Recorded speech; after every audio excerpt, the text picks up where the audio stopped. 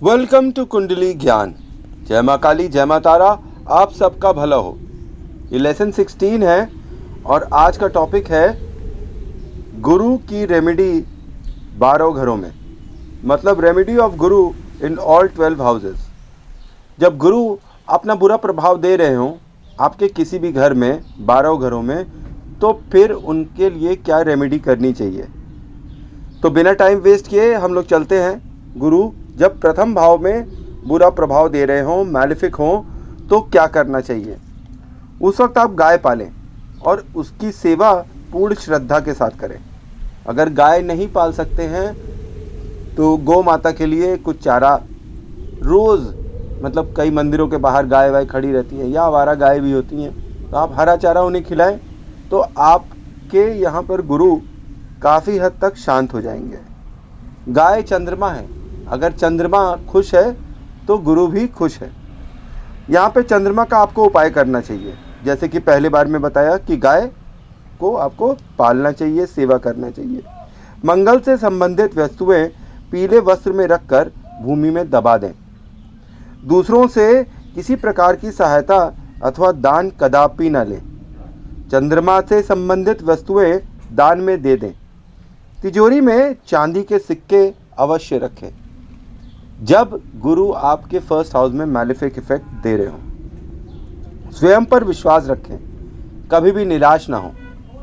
स्त्रियों को सम्मानजनक दृष्टि से देखें। स्त्रियों के साथ संबंध आपके बहुत ही ओजपूर्ण होने चाहिए जब गुरु आपके फर्स्ट हाउस में हो और स्पेशली मैलिफिक हो। चरित्र आपको संभाल के रखना चाहिए क्योंकि गुरु को चरित्र भी पसंद है। गुरु की जब भी यहाँ पे हानि होती है तो उसकी रक्षा करने के लिए हम चंद्रमा की सहायता ले रहे होते हैं, मंगल की सहायता ले रहे होते हैं, ताकि गुरु के जो संगी साथी हैं, जो दोस्त हैं, जो मित्र ग्रह हैं, वे अपनी दृष्टि और अपनी शक्ति से गुरु को पवित्र कर दें और शक्तिशाली बना दें। अब जब दूसरे घर में ये गुरु आते हैं और मैलिफिक इफेक्ट देते हैं तो आपको फिर क्या करना चाहिए। घर आए हुए मेहमान को बिना मिठाई खिलाए कभी भी नहीं भेजिएगा बाहर। जब भी आपके घर में कोई मेहमान आए उनका आदर सत्कार करें अच्छे से, मन से। यहाँ पर गुरु का उपाय करिए। गुरु की प्रसन्नता हेतु चने व बेसन का दान करें। काले रंग के फन वाले सर्प को दूध पिलाएं। गुरु की वस्तुएं एवं पीले वस्त्र दान में दें। केले के पेड़ की जड़ में दूध चढ़ाएं। ऐसा करने से गुरु आपके सेकंड हाउस में शांत हो जाते हैं और वे अपना शुभ प्रभाव देना स्टार्ट कर देते हैं। तीसरे भाव में अगर गुरु आपके बुरा प्रभाव दे रहे हों तो कन्याओं को पूजें। कन्याओं को मीठा भोजन खिलाएं एवं उनसे आशीर्वाद लें, स्पेशली जब जगराता हो रहा हो और कन्या पूजन कर रहे हो। कन्या पूजन हमारे हिंदू धर्म में विशेष महत्व रखता है और हर जगह सटीक उपायों के रूप में देखा जाता है। तो यहाँ तीसरे भाव में अगर गुरु बुरा इफेक्ट दे रहे हों तो कन्या पूजन करें, उनको खाना खिलाएं, उनको मीठा खिलाएं, उनको गिफ्ट्स दें। चंदन अथवा केसर का तिलक लगाइए, इससे आपके गुरु शुभ प्रभाव में आ जाते हैं। माँ दुर्गा की सेवा से सुख प्राप्त होगा आपको। यहाँ चामुंडा माता का मंत्र ओम ऐं ह्रीं क्लीं चामुंडा विचे ओम ग्लौम हुम क्लीं जुम स ज्वला जला जला जला जला जला जला प्रज्वला प्रज्वला ऐं ह्रीं क्लीं चामुंडा विचे ज्वला हम सम लम शम फट स्वाहा से आपको विशेष फल प्राप्त होगा। इसलिए जब तीसरे भाव में गुरु हो और खराब स्थिति में हो तो माँ दुर्गा की आराधना करिए, उनके मंत्रों का जाप करिए। यदि घर के पास कोई गहरा स्थान हो तो उसे मिट्टी से भरवा दें, मतलब गड्ढा न हो आपके घर के आसपास। गुरुवार के दिन पीले वस्त्रों का धारण करें।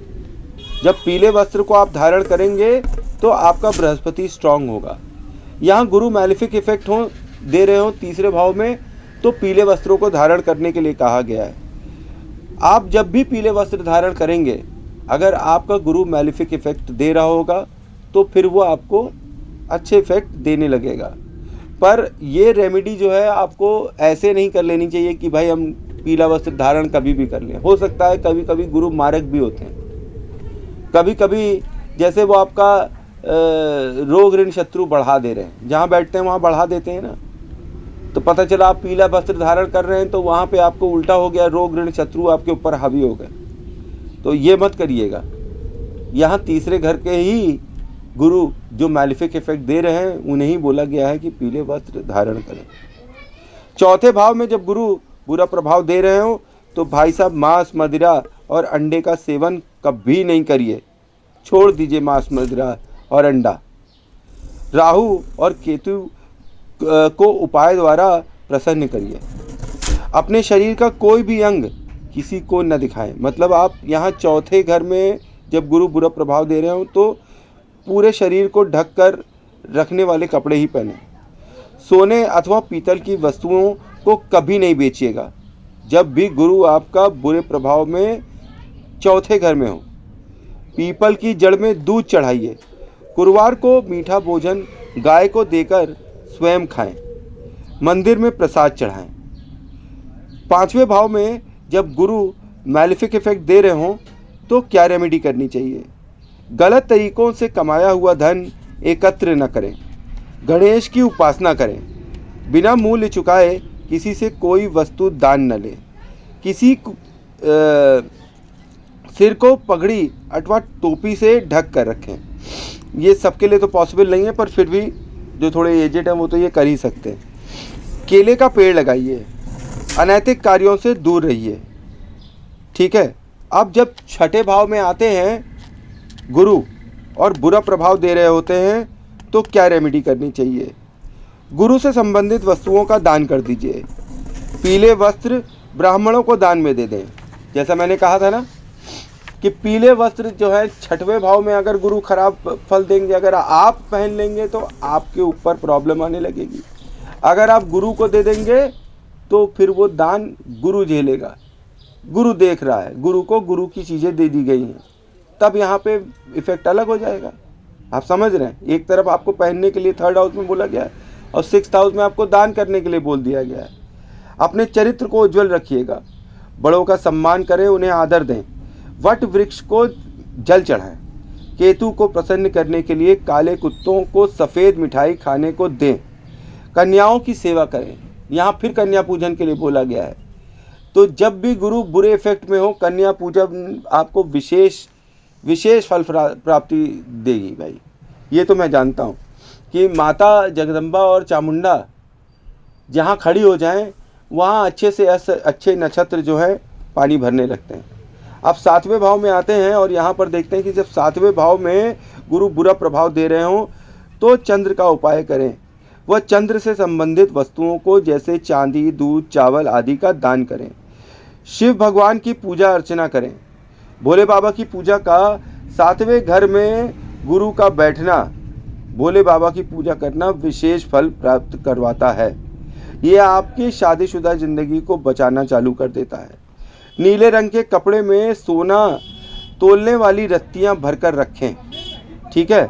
संतान के प्रति लापरवाही कभी न बरतें। साधु महात्माओं के चक्कर में फालतू में मत आइएगा।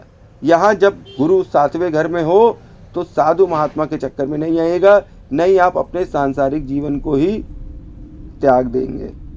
अनैतिक कार्यों से बचें। मेहनत से अपनी आजीविका चलाएं। चांदी की अंगूठी पहने ताकि आपका मन शांत हो, आपको गुरु को यहाँ पावर मिल जाए। आठवें भाव में जब गुरु बुरा प्रभाव दे रहे हैं तो ब्राह्मणों को गुरु व शुक्र की वस्तुएं दान करें। यदि कहीं पर कोई व्यक्ति मरने की स्थिति में हो तो वहाँ कदापि न जाएं, अन्यथा आपके लिए अशुभ सिद्ध होगा। मतलब अब गुरु जो है ना कल्याणकारी ग्रह है, जब आठवें घर में बैठ जाता है तो दूसरों की विपत्ति अपने से लेने लगता है। इसलिए किसी भी जो बीमारिया आदमी हो उसके पास जाकर बैठना आपके लिए बड़ा ही हानिकारक होगा। दान पुण्य करते रहें। स्वर्ण आभूषण धारण करें। पीले रंग वाला मिष्ठान परिवार अथवा कुटुंब में बांटें। पीपल का पेड़ निर्जन स्थान पर रोपें। मंदिर में गुलाब के फूल संध्या के समय चढ़ाएं। अब नवे भाव में आते हैं। जब नवे भाव में गुरु बुरे प्रभाव देते हैं तो प्रत्येक पूर्णमासी को गंगा स्नान अवश्य करें। शराब वह मांसाहारी वस्तुओं से दूर रहें। मंदिर में जाकर प्रतिदिन पूजा अर्चना करें। किसी के लिए अशुभ वचन न बोलें, हमेशा सत्य बोलें। घर में हवन पूजा कराते रहें। गरीबों को सब्जी व रोटी दान में दें। गुरु की वस्तुएं स्थापित करें। बड़ों और बुजुर्गों का आशीर्वाद लें और उनका सम्मान करें। यहाँ जब 10वें भाव में गुरु आते हैं तो केतु अथवा गुरु को प्रसन्न करने के लिए उनका उपाय करें।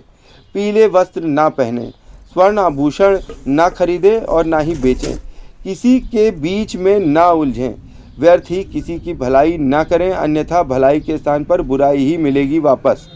सूर्य ग्रहण के समय शनि की वस्तुएं ब्राह्मण को दान में दे दें, जिसमें पीले वस्त्र व लोहे का पात्र अवश्य हो। तांबे का सिक्का 1 माह तक पानी में बहाएं। केली के वृक्ष की पूजा गुरुवार को करें और पूजा के पश्चात उसकी जड़ में जल चढ़ाएं। यदि घर में कोई फल का बड़ा वृक्ष लगा हो तो उसे तत्काल ही कटवा दें, अन्यथा वह आपके लिए हानिकारक प्रभाव छोड़ेगा। काले रंग के पक्षी को घर में न बैठने दें, मतलब कौवों को अपने घर में आने न दीजिएगा।